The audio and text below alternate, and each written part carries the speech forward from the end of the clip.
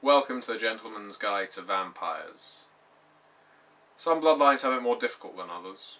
The Samdi, with their desiccated appearance, have it pretty hard. The Nagaraja, with their predilection for the consumption of human flesh, have troubles in these final nights as well. But there is one bloodline that typifies the bizarre. It's just plain odd, weird, scary, frightening. The Frankensteins, the Blood Brothers. Scary enough to send a shiver down the spine of a true Bruja who has not felt fear in many a century. This new bloodline, for it has only come into creation in the last few decades, is almost exclusively Sabbat, and that may well tell you something about this bloodline. Just on the face of it, they are not humane. They are not interested in a masquerade. They are not interested in their humanity. They are only interested in being monsters. But is that their fault? Do they have a choice? Are they choosing to be these monsters, or were they created to be these monsters? Have they been taught to be these monsters? This bloodline was thaumaturgically created.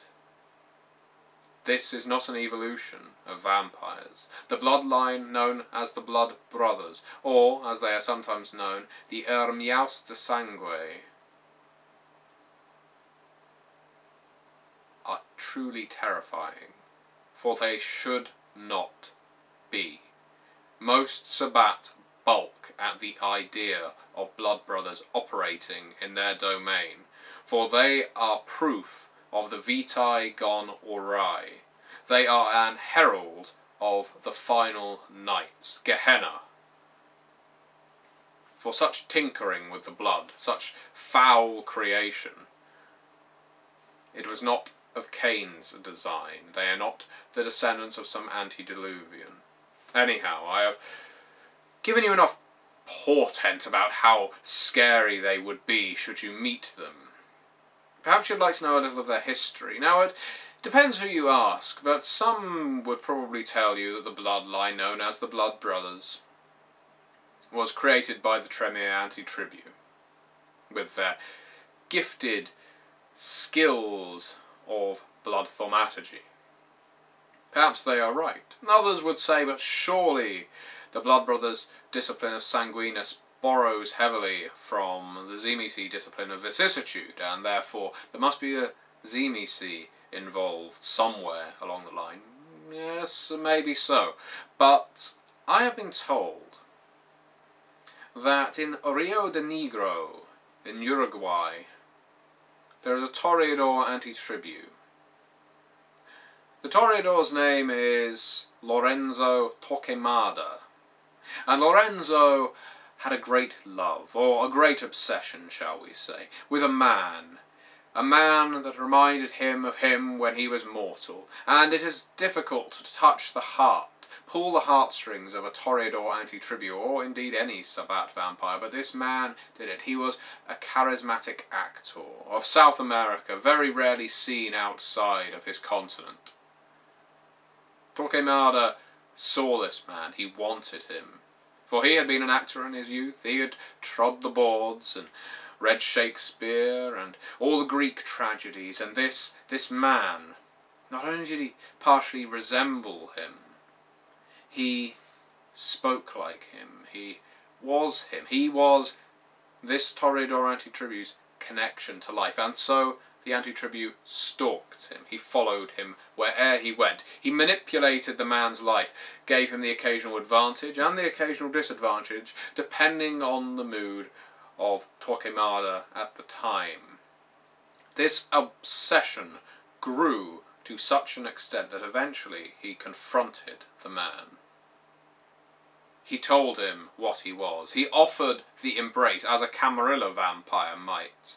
For surely if any of the other members of Torquemada's pack had found out about his love for this mortal man, they probably would have cast him out or gone through one of the many Voldery rites that would harden his resolve again, shall we say.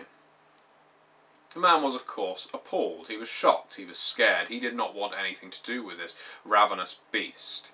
And, suitably affronted, as Toreador sometimes are, Torquemada wanted revenge. a new Azimisi that operated in Uruguay, apparently a former Nazi war criminal known as Axel Dietrich. Dietrich was a skilled user of vicissitude, and because the actor wanted to flee Uruguay with his acting troupe, tour South America, maybe return to Uruguay once the heat was off, once this weird stalker had given up on him, Torquemada decided he would let him stay with the actors forever, but they would constantly perform for him. They would constantly perform as a troupe. But Torquemada wasn't interested in the other actors. He didn't care what they looked like, what they sounded like. All he wanted was his reflection. All he wanted was this mortal version of him. And so, his good friend Dietrich ensnared all of these actors, and the directors, and the stagehands, and used his aberrant vicissitude to make them all resemble this one actor, so that Torquemada could be wrapped in the audience, looking up at all of these beautiful faces, listening to all of these wonderful vocal cords, all of them sounding exactly like he sounded when he was alive. It was beautiful. It was like he was in a hall of mirrors, all of them looking exactly the same. All of these wonderful beings. Vicissitude doesn't last forever, of course. Torquemada realised this. Torquemada realised that eventually these creatures would die. And, well, this is where it gets a little complicated. This love story, this passion play. For Torquemada embraced the actor at this point. Or perhaps it was Dietrich that did this. Or perhaps it was a Tremere anti-tribute that did this. Somehow, some way, not only did he embrace the one, but he embraced all of them.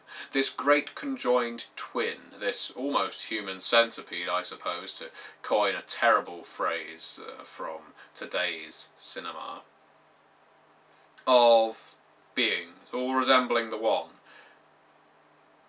And then the vicissitude wouldn't reverse itself.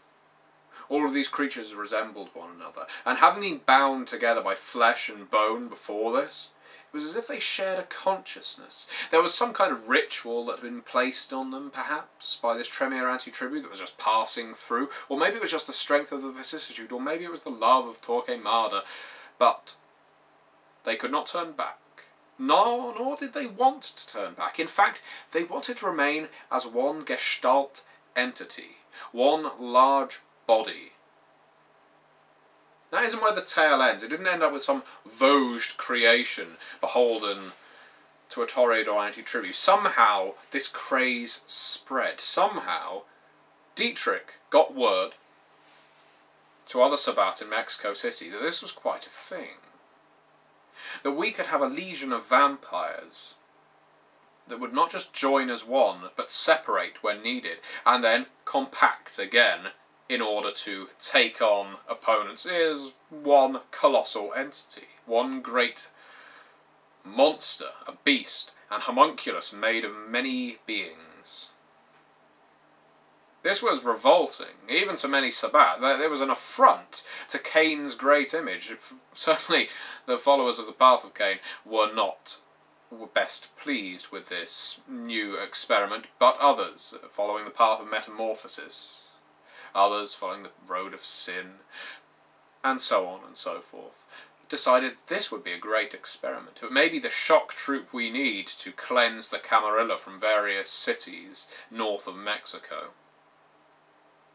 And so in Mexico City they practiced this diabolic art, and they constructed these weird gestalt entities comprised of 5, 6, sometimes 7 different people, all vicissituded to look the same, flesh crafted, bone crafted, to look exactly the same, joined together, embraced, at which point they could separate and join together. Now here's the strange thing.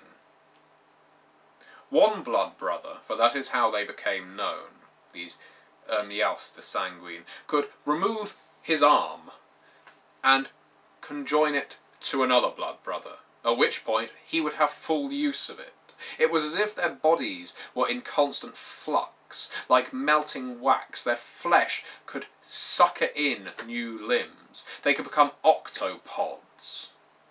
While one blood brother laid on the ground just a torso and head, others would have 4 legs, 4 arms, and would be a ravenous beast. One thing regarding the embrace of the blood brothers is it completely lobotomizes the vampire, or at least as far as the Tzimisce have said, and Torquemada himself. No, he says, they do not retain any of their former consciousness. They may look the same, they may sound the same, but they do not have the same mind.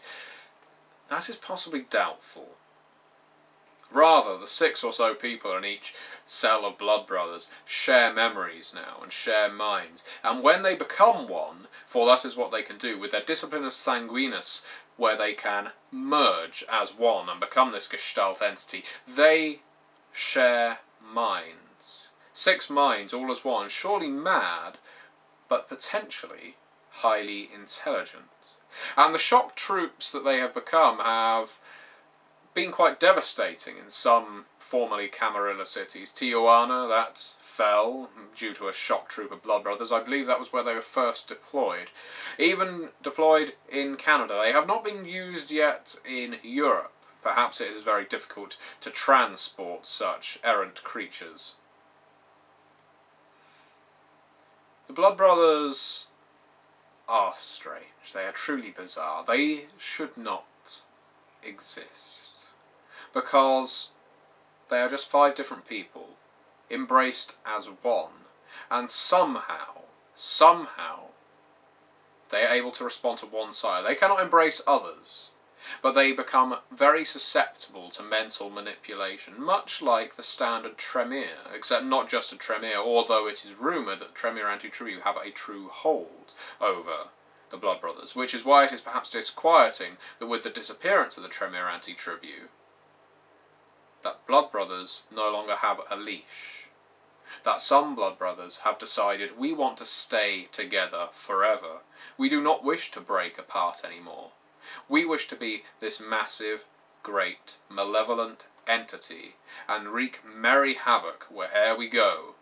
Often, given that they are housed in Sabbat cities, they are wreaking havoc in Sabbat cities. Now, you cannot call the blood brothers Camarilla just by dint of their attacking Sabbat, and the Camarilla would certainly not have them. They have the gargoyles, after all. But what will they do once they break free of their Sabbat boundaries? These Frankensteins, these monsters. They are neither vampire, nor thaumaturgical construct, nor ghoul. They are not Vosged. They are something entirely different. They are many vampires, conjoined, coagulated as one vampire, as far as the mood suits them. They always look the same. And this is why you hear rumours of many Elvises walking the streets of Las Vegas at night. Certainly some will be impersonators working out of a chapel.